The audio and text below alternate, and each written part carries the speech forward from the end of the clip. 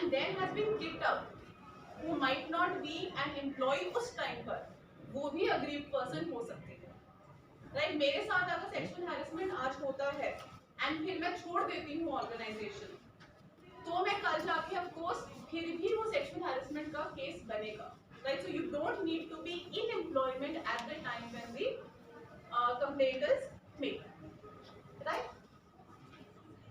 Okay, now what is sexual harassment?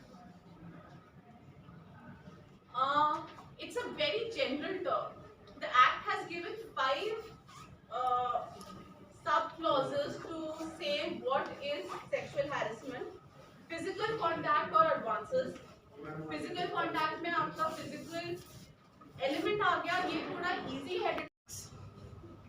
Making sexually colored remarks, ये थोड़ा सा I think grey area में आ जाता है, that what is a sexually coloured remark. Showing pornography, again I think simple की pornography है कि नहीं है, I think that's easy to determine. Any other unwelcome physical, verbal or non-verbal conduct of sexual nature. This is again, I think, a very broad kind of a definition. कुछ भी आ सकता है.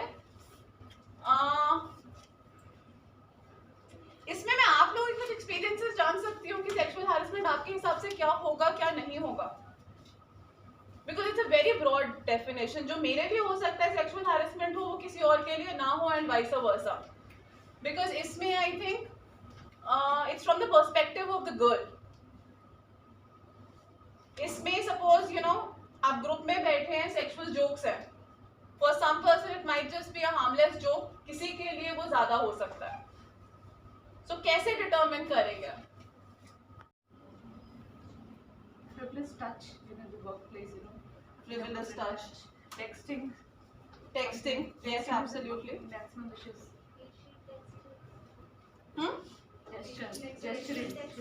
Gestures, absolutely. Gestures would be included.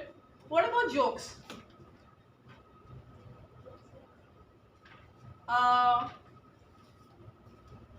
Okay, that is also a joke. So I'll end it. Style बनाने की कोशिश करी या फिर ह्यूमिलिएट किया किसी भी तरीके से, that would also constitute sexual harassment, right? Moving on to the necessity. मैं यहाँ पे local committee की आज बात नहीं करूँगी. I will only talk about internal complaints committee. Internal complaints committee में कितने members होते हैं? That is, अगर ऑर्गेनाइजेशन में मोर देन 10 है तो एक इंटरनल कंप्लेंट्स कमेटी होनी चाहिए. लेकिन इंटरनल कंप्लेंट्स कमेटी के बेसिकली 4 मेंबर्स होते हैं, एक प्रिजाइडिंग ऑफिसर एंड 3 और मेंबर्स, उनमें से एक एनजीओस के लिए होती थी. ये 10 महीने क्यों बैठी रही? तो लिमिटेशन लगेगा कि नहीं लगेगा? क्यों नहीं लगेगा? It was an ongoing thing. So जो 3 months का आपका limitation period है, that 3 months का limitation period अगर continuous, there are a series of incidents, then from the last incident. तो अगर last incident सितंबर में हुआ है या अगस्त में हुआ है, वहाँ से 3 months का period आपका शुरू होगा, and of course आपको condone कर सकते हैं, क्योंकि reasons कुछ भी हो सकते हैं. Maybe there is a coercion or there is some duress, or maybe the person cannot afford to leave the job and she is scared. तो अगर ऐसे कुछ भी reasons हैं तो आप कंडोन कर सकते हैं, right? Next, जो एक्ट बोलता है वो बोलता है कि conciliation is the first step. जो respondent होगा and जो complainant होगी, सबसे पहले they will try to mediate the matter so that अगर उससे resolve हो जाता है तो बात वहीं के वहीं खत्म हो जाए एंड कोई इंक्वायरी ना खुले. तो the first step is always conciliation, right? Conciliation के अगर टर्म्स मान लिए जाते हैं वो लिखित में होंगे. And another question, suppose I am the complainant again and आप रिस्पोंडेंट हैं, ठीक है, एकदम रैंडम. सपोज ये बोलते हैं कि मैं बोलती हूँ ठीक है मैं सेटल करने को रेडी हूँ एंड कंसिलिएशन सक्सेसफुल होता है, लेकिन मैं इनसे 10,000 रुपए दूंगी. Is that a valid conciliation?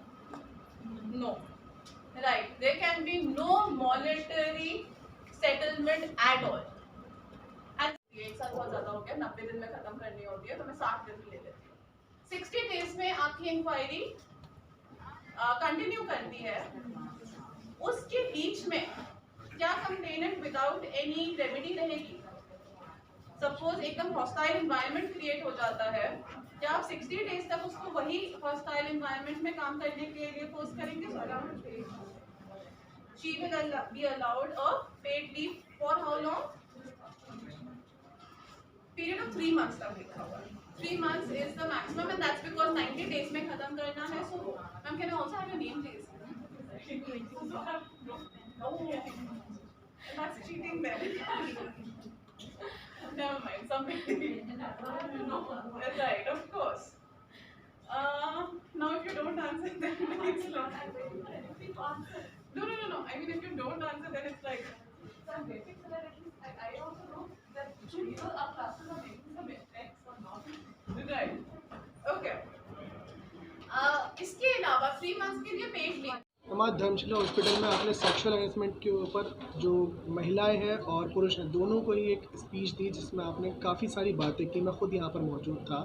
तो आप इस चीज़ को किस नज़रिए से देखती हैं सेक्सुअल हैरेसमेंट के ऊपर? देखिए, sexual harassment at work places अभी भी एक रियलिटी है। हम जो सोसाइटी में रहते हैं बहुत बार ऐसे इंसिडेंट्स होते हैं, लेकिन फ़ीमेल्स को पता नहीं होता है कि अगर ऐसा उनके साथ हो तो कहाँ जाना है एंड उनके लिए एक प्रॉपर इंटरनल कमेटी बनाई गई है, उसको कैसे अप्रोच करना है। तो इसके बारे में जो जागरूकता है वो हर वर्क प्लेस में होनी चाहिए।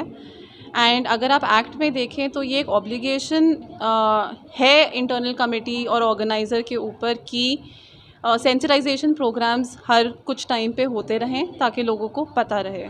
तो उसी के लिए यहाँ पे हमने एक sexual harassment at work places पे ये वर्कशॉप टाइप रखा था ताकि लोगों को जागरूकता मिल सके। मैम, आगे का क्या स्ट्रेटजीज हैं? इसके अलावा जो DLSA के जो प्रोग्राम्स चल रहे हैं, जो 45 दिन का कैंपेन है, जैसे आज सेक्सुअल हैरेसमेंट पे हुआ, आगे आने वाले टाइम पे किन किन टॉपिक्स पर आप कवर करेंगे? हम एक्चुअली सारे ही टॉपिक्स कवर करना चाहेंगे। सारे टॉपिक्स ऑफ कोर्स पॉसिबल नहीं होंगे, लेकिन कम से कम उनको बेसिक आइडिया मिले। जैसे कल हमने एड ऑन कोर्स करवाया था अम्बेडकर इंस्टीट्यूट ऑफ टेक्नोलॉजी के साथ। वहाँ से मुझे रिक्वेस्ट पे आई थी कि हम सर्विसेज के ऊपर एक लेक्चर रखें, टीचर्स के ऊपर, एम्प्लॉयमेंट लॉज के ऊपर, तो वो भी हम रखेंगे। एंड इसी के साथ साथ मैं ये भी बताना चाहूँगी कि 7th and 9th मतलब कल एंड सैटरडे को एंड एक्चुअली 12th को भी हम हेल्प डेस्क भी खोल रहे हैं। हेल्प डेस्क का इनॉग्रेशन हो रहा है जिसमें जो वीकली ऑर्गेनाइज होंगी एंड लोग आकर हमारे जो काउंसल्स हैं उनसे अपने लीगल क्वेश्चंस पूछ सकते हैं।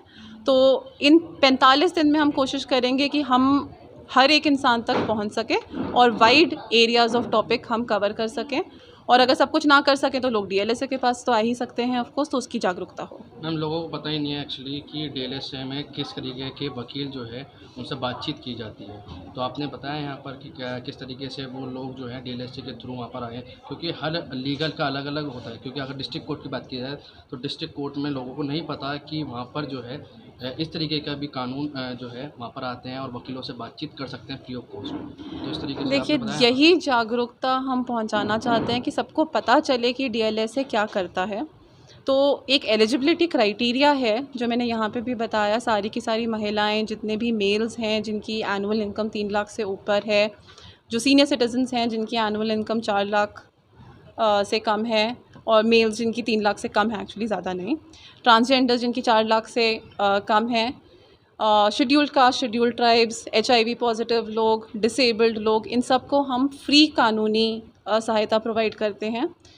और इन सब लोगों को या तो वो सीधा हमारे फ्रंट ऑफिस में आ जाए। हर डिस्ट्रिक्ट में कोर्ट में एक फ्रंट ऑफिस बना हुआ है इस पर्पस के लिए, तो वहाँ आ सकते हैं। हमारा टोल फ्री नंबर है 1516 जिस पे वो कॉल कर सकते हैं, वो ईमेल भेज सकते हैं। तो बहुत सारे ज़रिए हैं। अब हमारे पास ऐप भी है, नालसा ऐप, जिसमें वो एप्लीकेशन फाइल कर सकते हैं और अपना स्टेटस जान सकते हैं। DLSA और नालसा में क्या अंतर है? NALSA national legal services authority है। इसके लिए एक्चुअली 1987 में हमारा लीगल सर्विसेज अथॉरिटी एक्ट आया था, जिसके under national legal services authority national level पे बनाई गई थी। उसके नीचे स्टेट लीगल सर्विसेज अथॉरिटी बनाई गई थी जिसको हम SLSA बोलते हैं, और उसके नीचे डिस्ट्रिक्ट लीगल सर्विसेज अथॉरिटी है। तो नालसा जो है वो नेशनल लेवल पे है और जो डिस्ट्रिक्ट है वो डिस्ट्रिक्ट लेवल पे है। जैसे दिल्ली में हमारे पास 11 डिस्ट्रिक्ट्स हैं, तो हमारे 11 DLSS हैं। Thank you so much.